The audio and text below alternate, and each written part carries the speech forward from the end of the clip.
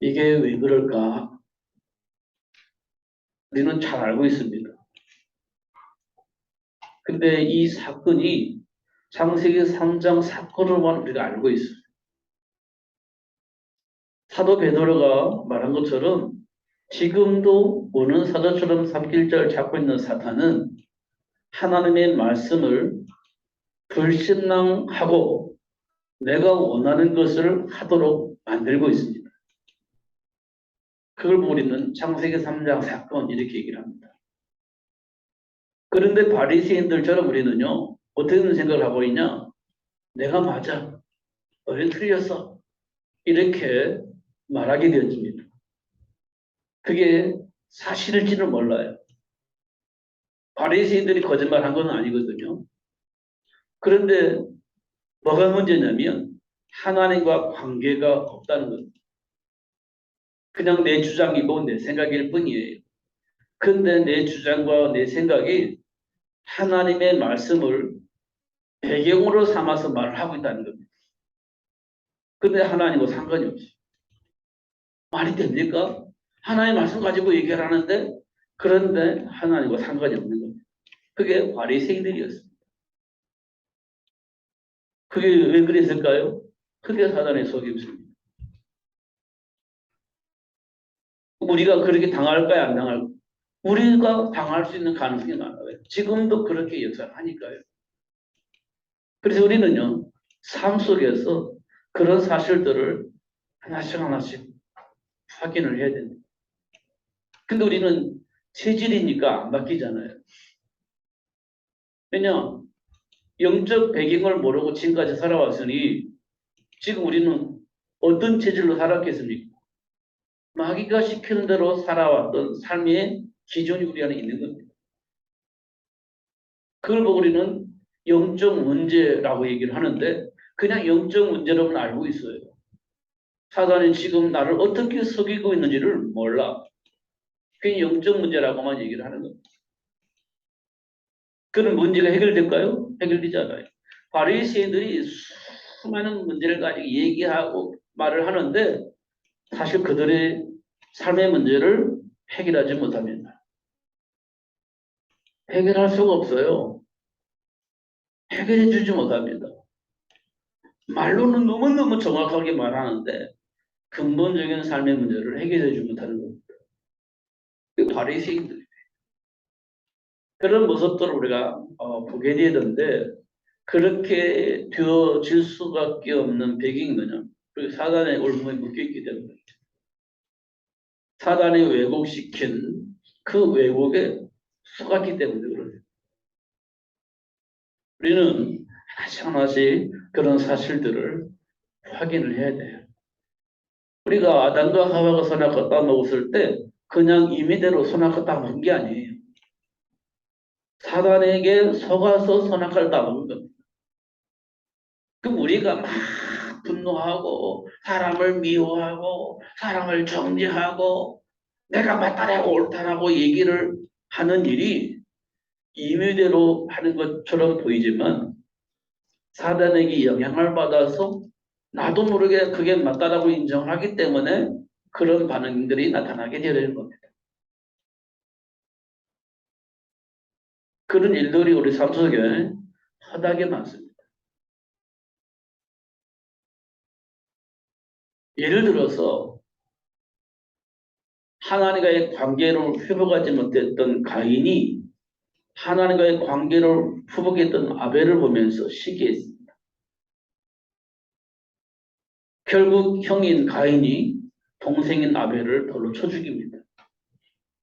가인이 임의대로 동생 아벨을 미워하여서 돌로 쳐 죽였을까? 그렇게 볼 수도 있지만 근본적으로는 사단에게 장악되어져서 사망 권세를 가지고 있는 사단이 가인을 이용해서 아벨을 죽이게 한 겁니다. 가인의 배경은 누가 있어요? 사단이 있는 겁니다. 그걸 우리가 볼 수 있어야 가인을 수용할 수 있습니다. 그리고 그 배후의 역사는 흑암을 결박하고 쫓아내고 더 이상 사단이 역사할 수 없도록 제어를 한 다음에 가인을 하나님이 주신 복음으로 살려내는 겁니다. 하나님이 우리에게 원하시는 거예요. 원수 맺는 게 하나님 원하는 게 아니에요. 배경을 알고 그 배경 속의 역사는 사단을 결박하고 그 배경이 어쩔 수 없이 정돌었다는 그 사람들을 살려내는 겁니다. 그게 하나님이 우리에게 원하시는 거예요. 그래서 드러나는 문제만 가지고 보면 인격의 문제가 있고 삶의 문제가 있어요. 근데 우리는 그거 고치려고 해요. 고쳐줘야 되잖아요. 인격의 문제가 있으니 고쳐줘야 돼. 삶의 문제가 있으니 고쳐줘야 되잖아요. 그런데 안 고쳐줘요. 그럼 우리는 뭐라고 말하냐? 영적 문제 걸렸다. 그렇게 얘기를 합니다. 맞습니다. 영적 문제 걸려 있는 거예요. 근데 우리는 저주하잖아요. 정죄하지 않습니까? 정말 영적 문제에 걸렸다 한다면 영적 싸움을 해줘야 맞는 거죠. 근데 우리는 그를 무시해버려요. 영적 문제 걸렸다고. 그러면 그 사람은 돌이킬 수가 없어요. 누구를 통해서도 그에게 있는 삶의 문제를 해결받을 수가 없어요. 이런 부분들을 우리는 하나씩 하나씩 확인해야 돼요. 요셉이 그 놀라운 축복의 삶을 보았고 누렸습니다. 자신을 노예로 판 형들을 만났을 때 형들이 애굽의 총리로 되어 있는 동생 요셉을 보며 얼마나 벌벌 떨었습니까? 야, 내가 저를 죽이려고 하다가 그래도 양심껏 죽이진 않고 노예로 팔아먹었는데 알고 보니까 애굽의 총리로 딱 있는 거예요. 우리가 노예로 팔았는데 근데 딱 자기 앞에 나와서 애굽의 총리로. 그러면 형들은 어떤 생각에서 야, 제가 과거에 우리 행위를 보고 우리를 이렇게 벌을 내리겠구나. 근데 그 벌이 감당이 되겠어요? 노예로 팔아먹었는데 그게 벌벌 기는 거예요. 말 한마디면 이들은 죽어요. 그게 애굽의 총리입니다. 막강한 힘을 가지고 그 나라를 총괄하는 총리예요. 말 한마디만 하면 많은 밑에 있는 부하들이 그냥 없어져 버립니다. 그걸 요셉 형들은 알고 있었어요. 그 얼마나 벌벌 기겠습니까? 그 두려움 속에 벌벌 떨고 있는 형들을 요셉이 못 받겠습니까? 봤죠. 그러니까 요셉이 그 형들을 향해서 한 얘기가 이겁니다. 형님들, 당신들이 나를 노예로 팔았다고 해서 두려워하지 마세요. 벌벌 떨고 있으니까 두려워서 벌벌 떨지 마세요. 당신들이 나를 이곳에 판 것이 아니라 하나님의 나를 이곳에 보내신 것입니다. 이렇게 얘기를 합니다. 그게 사실이니까요. 말로 그 사람들을 위로하기 위해서 말로 그냥 하나님의 말씀을 끌어들이다가 그냥 대비시킨 게 아니에요. 말로만 한 게 아니란 말이에요. 이 요셉은.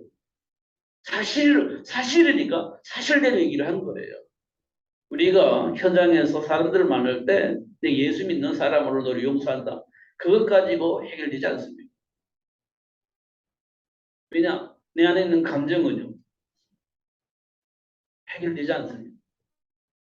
관계가 해결되지 않습니다. 한 번 용서했어요. 똑같은 일이 벌어졌다. 한 번은 용서했는데 안 돼 이제는. 이렇게 될 수밖에 없는 게 뭐냐면 내가 예수 믿는 사람으로 참는다 이 말은 답이 아니에요. 하나님이 무엇을 원하시는지를 알고 있을 때 비로소 그걸 넘어설 수 있는 거예요. 그렇지 않습니까? 그걸 보고 우리는 응답이라고 합니다. 응답. 이 영적 상태를 아는 것이 중요하죠. 그렇지 않으면 우리는 맞는 것만 가지고 얘기를 하는 거예요. 그거 뭐 정죄하는 거죠. 내 건 딱 숨기고. 그럼 어떻게 되겠어요? 분명히 맞는 말 했기 때문에 난 잘못한 게 없어. 그런데 하나님과의 관계 속에서 응답을 못 받는 겁니다. 나는 가르치는 자니까. 그게 바리새인들이잖아요. 하나님과의 소통 속에서 하나님이 주면 축복을 누리면서 그 축복을 나누는 것이 제자입니다. 난 가르치는 자가 아니에요.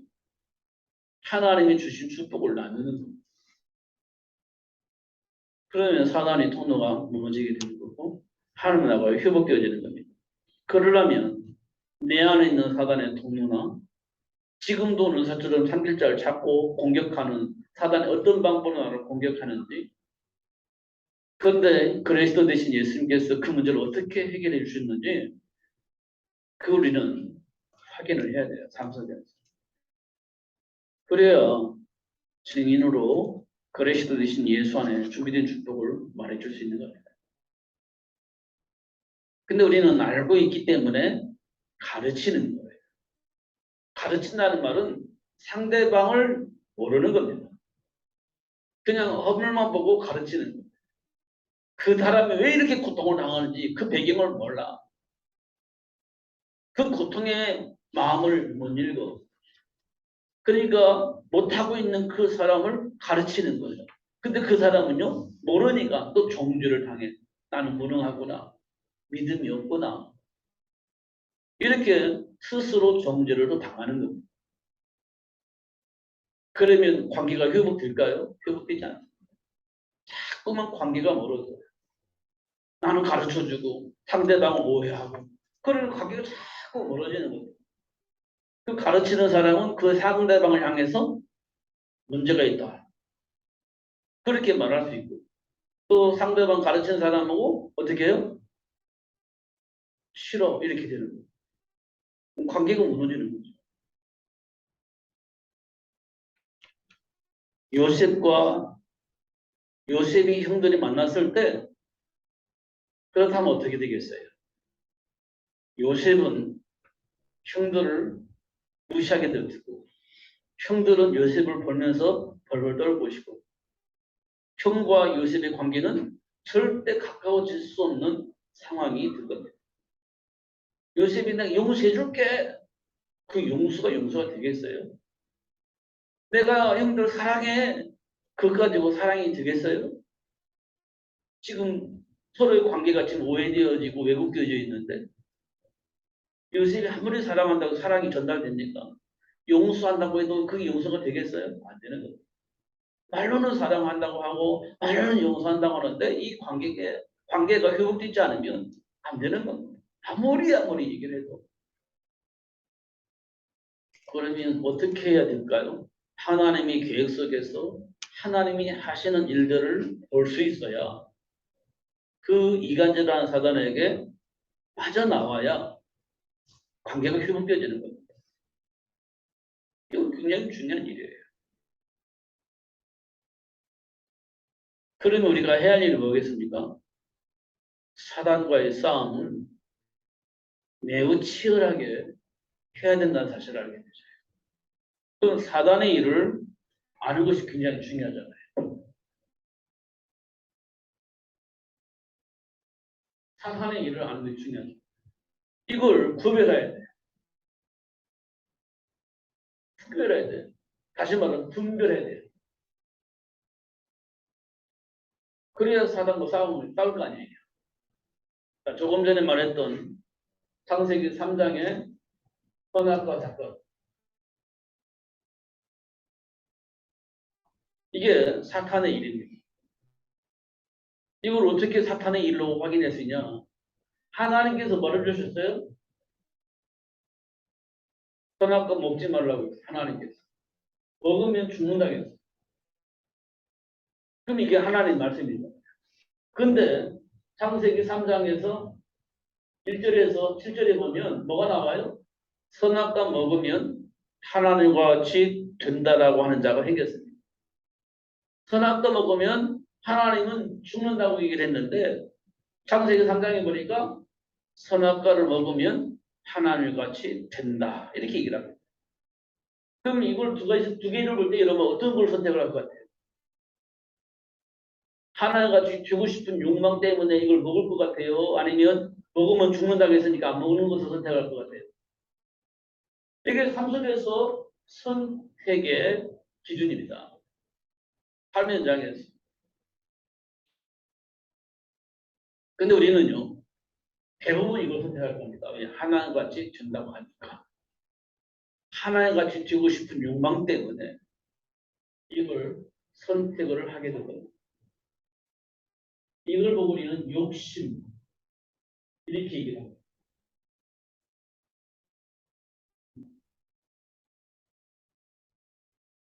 이렇게 돼요, 우리 삶 속에서. 이 일들이 우리 삶 속에서 수없이 계속해서 반복해서 일어나고 있는 겁니다. 근데 우리가 이걸 구별을 못해요. 왜냐하면 이 욕심 때문에, 이 다른 말로 말하면 욕망이라고 말할 수 있어요. 욕망. 이걸 오해를 하면 뭘 말합니까? 그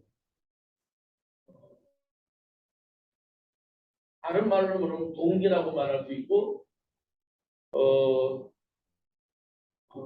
목적이라고도 말할 수 있습니다. 이렇게 말할 수 있어요. 이렇게 이제 포장을 해버리면 사단의 일이 안 보여요. 욕심 아니면 욕망 이렇게 되어지면 사단의 일이 보여지는데 동기와 목적이 들어가 버리면 우리가 세계 복음화라고 하는 목적 때문에 세계 복음화라고 하는 욕망 때문에 선택을 하게 되어집니다. 그런데 그게 사단의 올무에 묶이게 되어지는 그런 일이 될 수도 있습니다. 이걸 구별을 해야 돼요. 그러면 하나님께서 도대체 뭐라고 말씀하셨느냐 이거를 우리가 가지고 있어야 이게 이제 보이는 겁니다. 하나님께서 도대체 뭐라고 말씀하셨는지 이걸 우리는 뭐라고 하면 언약이라고 하잖아요. 이 언약을 가지고 있어야 이게 보이는 겁니다. 내 안에 있는 어떤 동기가 있는지 어떤 욕심 때문에 하나의 말씀에 왜곡되어져 가고 있는지 이걸 볼 수 있어요. 그러잖아요. 이게 인간의 가장 중요한 핵심입니다. 그래서 창세기 3장에 처음에 첫 번에 이 사건을 일으킨 겁니다. 우리 삶 속에 이런 일이 벌어지고 있다. 이런 삶을 살 수밖에 없도록 영향을 입히는 사단이라는 존재가 우리 삶 속에 있다. 지금도 있고 지금도 공격하고 있다. 이렇게 말씀을 하고 있는 겁니다. 처음부터 이렇게 우리에게 보여주고 있어요. 이걸 보면 창세기 3장 문제, 영적 문제의 근본 이렇게 얘기를 하는 겁니다. 근데 이 사단이 세상 풍조를 통해서 역사하고 있는 거예요. 우리 세상 문화에 보면 사람들이 다 삶의 기준이 있잖아요. 근데 보면요. 분명한 삶의 기준이 있고 방향이 있어요. 이 모든 사람들이 각자의 현장에서 각자의 삶을 살고 있지만 흐름이라는 게 있습니다. 그래서 방향이 있어요. 사람들이 쭉 그래 방향 타고 갑니다. 각자의 현장에서 열심히 일하지만 그 흐름은 같아요. 그 흐름을 누가 만드냐? 사단이 만든다는 겁니다. 그 흐름을 우리가 벗어날 수 있냐? 못 벗어나요. 벗어날 수 있는 사람이 있다고 한다면 누구냐면 하나님과의 관계 속에서 하나님이 준비한 축복을 아는 사람은 그 흐름에서 벗어날 수 있어요. 그렇지 않으면 그 흐름을 못 벗어나요. 그냥 그 흐름을 벗어나는 순간 망할 것 같기 때문에 못 벗어나요. 벗어나야지 다짐을 하지만 며칠 못 가서 다시 돌아와요. 왜냐하면 흐름을 안 타면 어떻게 될 것 같은 생각이 들으니 다시 돌아오는 거예요. 그래서 안 되게 돼 있어요. 근데 하나님의 은혜 속에 있는 사람 중에 한 사람이 있어요. 그 사람이 누구냐? 노아예요. 세상 사람들은 다 성공을 향해서 준비하고 또 도전을 해서 나름대로 성공의 길을 갑니다. 현장을 장악하고 현장에 많은 사람이 영향을 입힐 수 있는 사람으로 성장을 했습니다. 당대 유명한 사람들이 만들어지고 용사가 만들어져서 세상을 관리하는 사람으로 딱 자리 잡고 있습니다. 이 세상 모든 사람이 그렇게 살기를 원하고 있을 겁니다. 그렇게 준비했을 겁니다. 하나님의 백성들도 이게 맞는가 보다 싶어가지고 내 믿음 문화 속으로 다 밀려 들어왔어요. 그들은 하나님의 말씀을 믿었을까요? 안 믿었을까요? 안 믿었습니다. 하나님의 말씀을 무시했을까요? 안 무시했을까요? 무시해버렸어요. 내 믿음 문화 속에 들어가 오니 하나님의 말씀 무시해버렸어요. 하나님의 말씀 듣지도 않았습니다.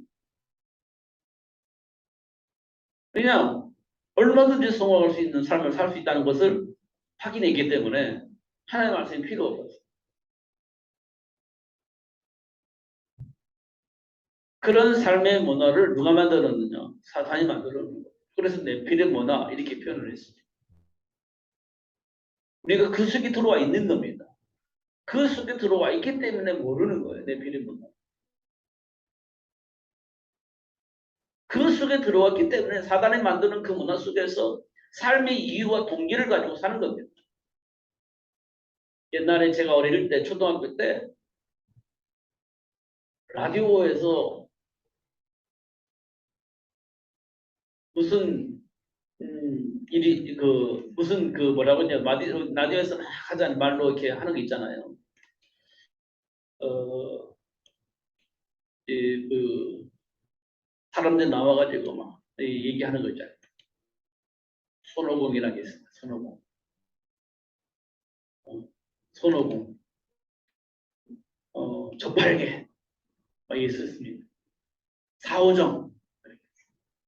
그 삼장법사와 함께 이제 어떤 삶의 이유를 가지고 여행 가는 겁니다. 근데 손오공은요 무한한 능력이 있어요. 누구도 당해낼 수 없는 무한한 능력을 가지고 있어요. 근데 손오공에는 뭐가 있냐 머리에 띠가 하나 붙어 있어요. 그것만 없으면 모든 것을 할 수 있습니다. 그런데 그 머리 안에 띠가 하나 붙어 있었는데 그게 손오공을 무기력하게 만드는 거예요. 삼장법사 아무런 힘이 없는데 손오공에게 말 한마디만 하면 손오공 꼼짝 못해요. 그냥 머리띠에 영향을 주면 손오공 죽을 지경이 되는 겁니다.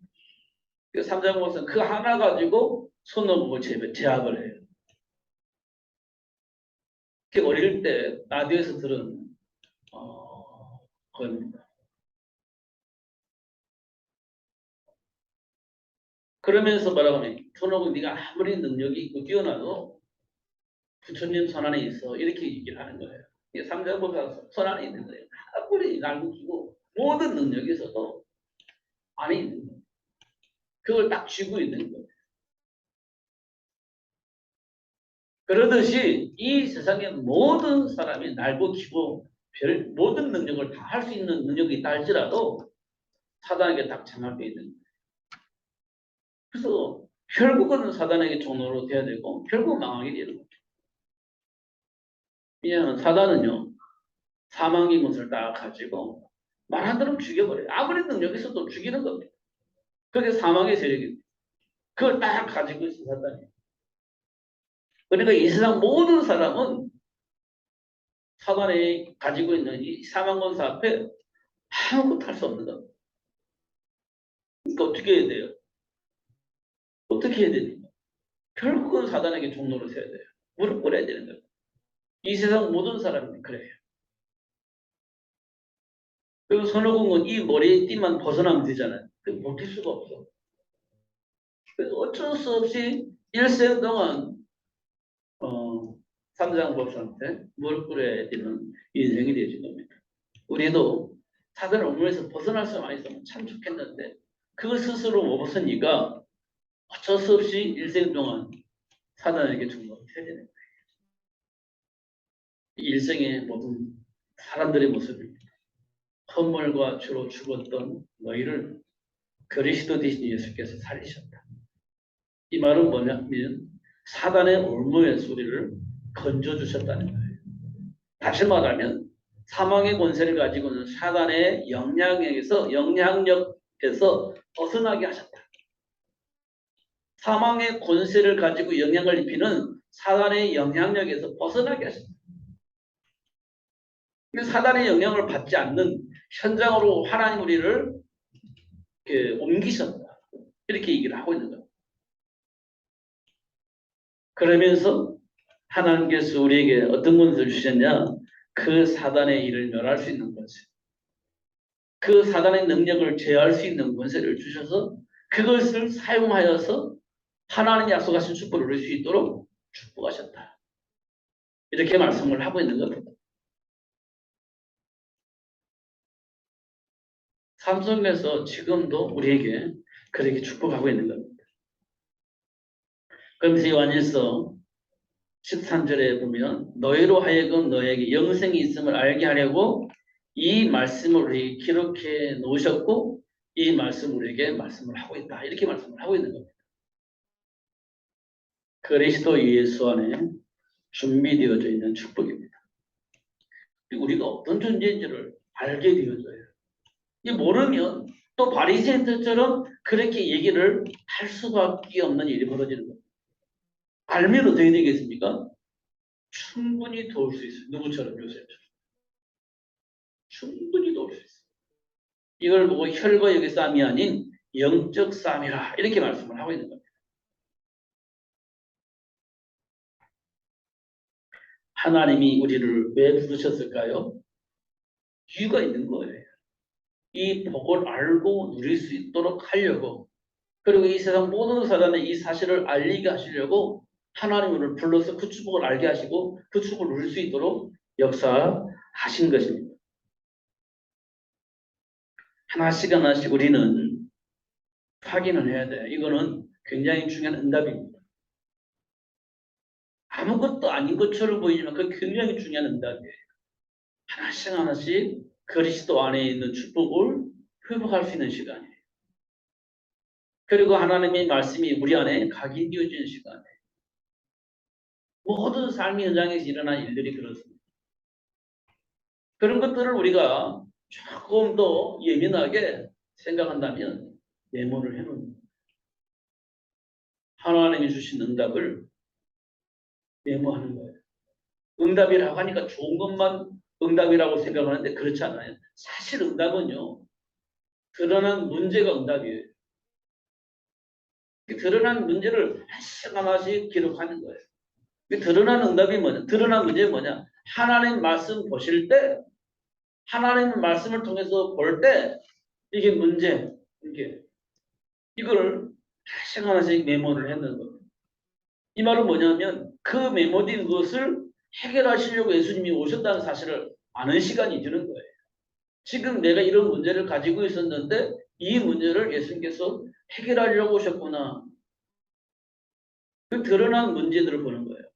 이게 육신적으로 드러난 문제를 말하는 것이 아니라 하나님이 주신 말씀 속에서 벗어나고 있는 나의 모습을 보는 거예요. 드러난 문제도 있겠고 아니면 윤리적으로 도덕적으로 너무 고상한데 그게 문제라고 본 사람은 없겠죠. 근데 하나님 말씀을 통해서 볼 때 이 고상한 이것이 하나님과 함께 할 수 없는 통로가 되어진다는 사실을 알게 된다. 그것도 큰 문제죠. 그런 것들을 하나씩 하나씩 기록하는 거예요. 하나님의 말씀을 기준으로 보고 이렇게 될 때 우리에게 뭐가 옵니까?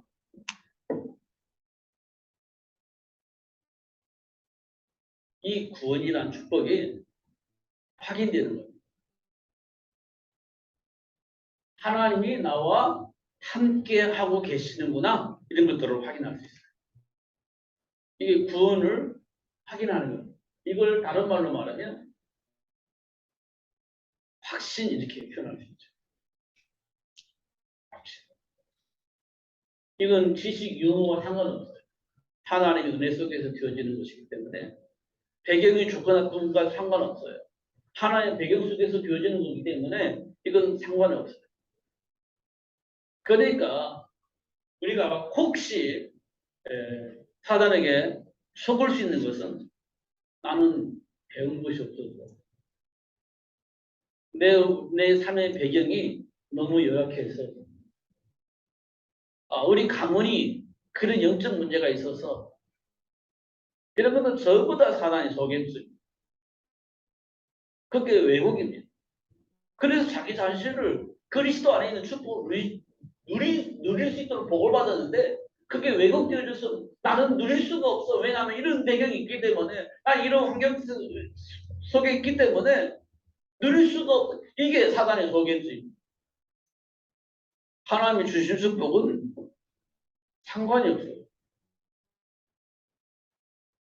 더 이상 감으로부터 왔던 문제, 몰라서, 환경이 전부 다 사단의 속임수, 왜곡된 속임수예요. 그런 우리를 예수님이 구원하려고 오셨다니까. 그런 우리와 함께 하시려고 예수님이 오셨다니까. 그럼 됐지. 무슨 가문 탓하고, 무슨 부모 탓하고, 무슨 환경 탓하고, 그런 게 뭐가 필요 있습니까? 전혀 필요 없죠. 더 이상 그런 것에 속지 마시고 그리스도 예수 안에 준비된 축복을 누리시면서 승리하신 여러분 되어지기를 예수님으로 축복합니다. 안 속으면 영향을 안 받으면 돼요. 하나님 말씀 붙잡고 승리하시기를 예수님으로 축복합니다. 기도하겠습니다. 살아계신 하나님 아버지 감사합니다. 오늘도 그리스도 예수 안에 준비된 축복을 보게 하시고 알게 해주셔서 감사합니다. 다시는 속지 않도록 성령으로 충만하게 하여 주옵소서. 하나님의 약속된 말씀을 통해서 힘을 얻고 그 안에서 답을 얻고 그 안에 준비된 축복을 누리는 삶이 될 수 있도록 역사하여 주옵소서. 예수 그리스도 이름으로 기도하옵나이다. 아멘.